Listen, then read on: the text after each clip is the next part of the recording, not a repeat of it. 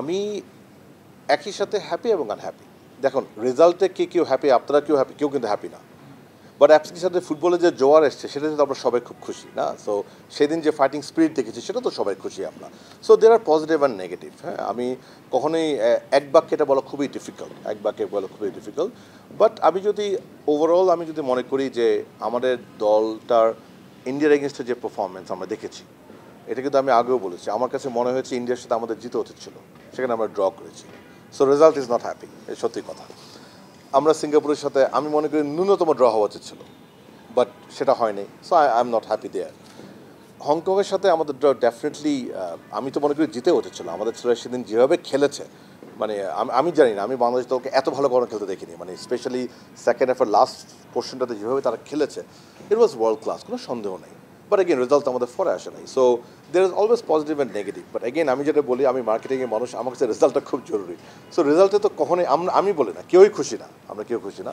But অন্য অন্য যে পজিটিভ অ্যাসপেক্টগুলি আছে সেগুলিকে নিয়ে আমরা আগাবো, এটাই আমাদের কথা।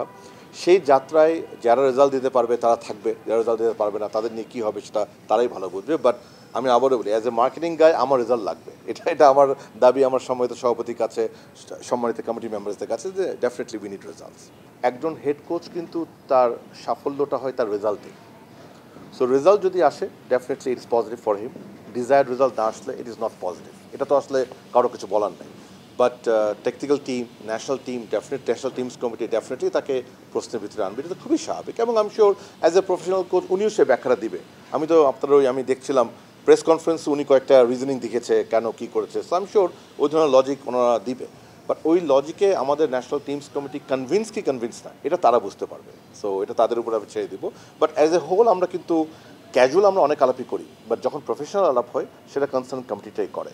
এবং আই এম শিওর হংকংয়ের ম্যাচে আমরা আশা করি আমাদের রেজাল্ট ভালো হবে, ইনশাআল্লাহ আশা করি।